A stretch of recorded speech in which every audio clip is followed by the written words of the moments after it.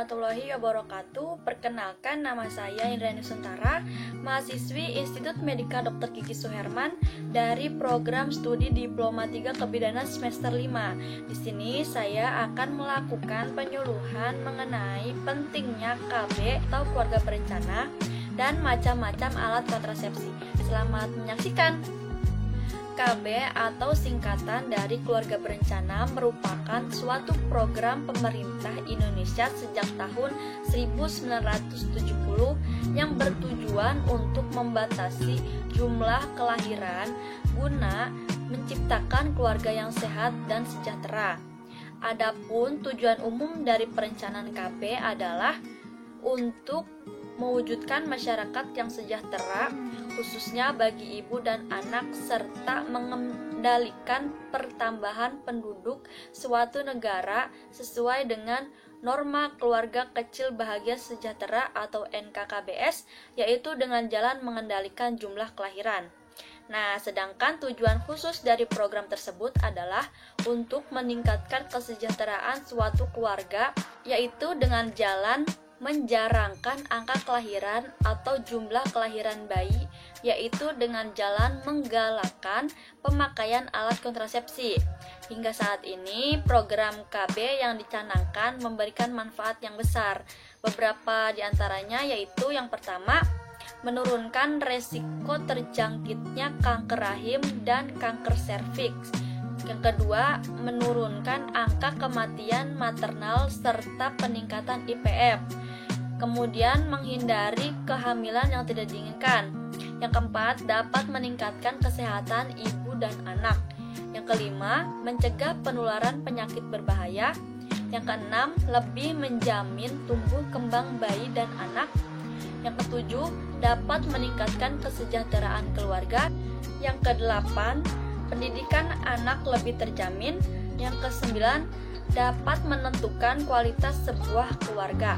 Namun, di antara banyaknya manfaat yang diberikan oleh program ini, masih banyak kendala yang perlu diatasi dalam pelaksanaannya, seperti masih sempitnya pemahaman masyarakat tentang program ini, baik dari masyarakat sendiri, para tokoh agama, maupun tokoh masyarakat.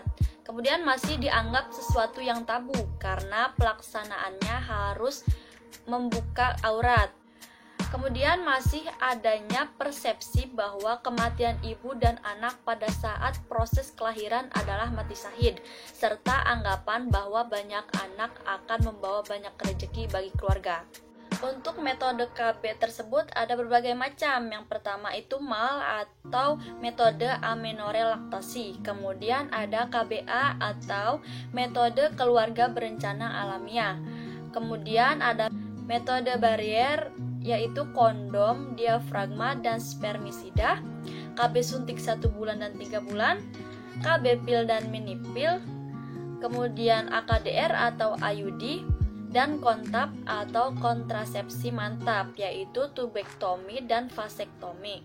Serta yang terakhir itu ada KB implan. MAL atau metode amenorrhea-laktasi adalah kontrasepsi yang mengandalkan pemberian air susu ibu ASI secara eksklusif, artinya hanya diberikan ASI tanpa tambahan makanan atau minuman apapun lainnya. Keuntungan kontrasepsi ini efektivitas tinggi, keberhasilan 98% pada 6 bulan pasca persalinan, segera efektif, tidak mengganggu senggama, tidak ada efek samping secara sistemik, tidak perlu pengawasan medis, tidak perlu obat atau alat, dan tanpa biaya. Yang dapat menggunakan KBA atau metode kontrasepsi alamiah yaitu semua perempuan semasa reproduksi, baik siklus haid teratur maupun tidak teratur, tidak haid baik karena menyusui maupun menopause, semua perempuan dengan paritas beberapa pun termasuk nulipara. Kemudian yang tidak boleh menggunakan KBA yaitu perempuan yang dari segi umur, paritas atau masalah kesehatannya membuat kehamilan menjadi suatu kondisi resiko tinggi. Manfaatnya yaitu dapat digunakan untuk menghindari atau mencapai kehamilan, tidak ada risiko kesehatan yang berhubungan dengan kontrasepsi. Kemudian pil kombinasi, efektif dan reversible, harus diminum setiap hari. Pada bulan-bulan pertama, efek samping berupa mual dan perdarahan bercak yang tidak berbahaya dan segera akan hilang. Efek samping serius sangat jarang terjadi, dapat dipakai oleh semua ibu usia reproduksi, baik yang sudah mempunyai anak maupun belum, dapat mulai diminum setiap saat bila yakin sedang tidak hamil, tidak dianjurkan pada ibu yang menyusui, dapat dipakai sebagai kontrasepsi darurat. Suntik kombinasi atau suntik 1 bulan, efektivitas sangat efektif 0,1 sampai 0,4 kehamilan per 100 perempuan selama tahun pertama penggunaan.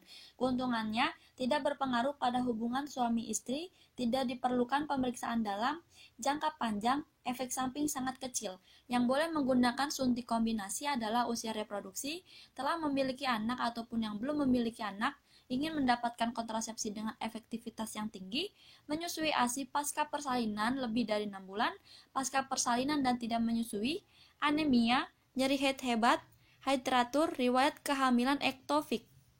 Kemudian kontrasepsi progestin atau suntik 3 bulan, sangat efektif, aman, dapat dipakai oleh semua perempuan dalam usia reproduksi, kembalinya kesuburan lebih lambat rata-rata 4 bulan, cocok untuk masa laktasi karena tidak menekan produksi ASI.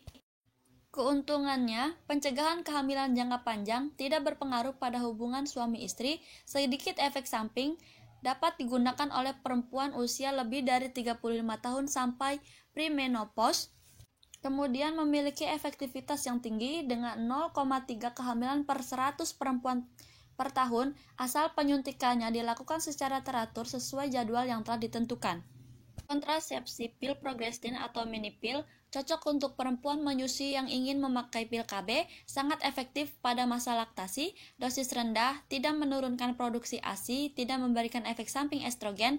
Efek samping utama adalah gangguan perdarahan, perdarahan bercak, atau perdarahan tidak teratur, dapat dipakai sebagai kontrasepsi darurat.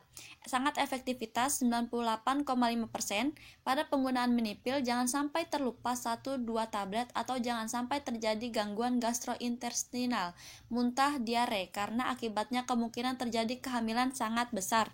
Keuntungan kontrasepsi ini sangat efektif bila digunakan secara benar, tidak mengganggu hubungan seksual, tidak mempengaruhi ASI, kesuburan cepat kembali.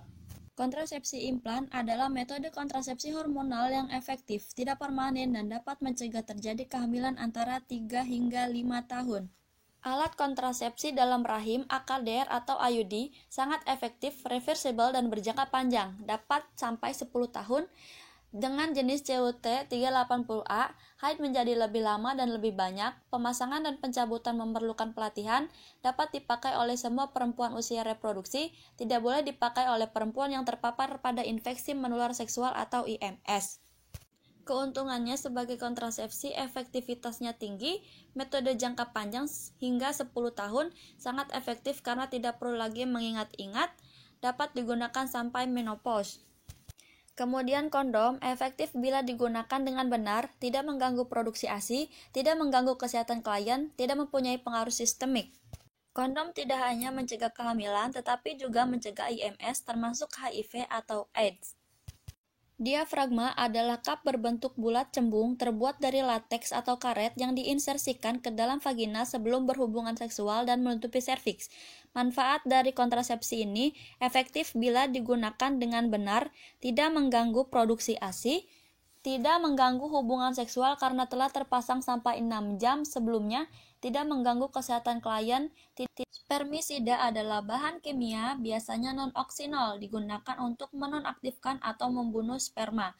Manfaatnya efektif seketika, busa dan krim, tidak mengganggu produksi ASI, bisa digunakan sebagai pendukung metode lain. Terima kasih sudah menonton video saya, kurang lebihnya mohon maaf. Wassalamualaikum warahmatullahi wabarakatuh.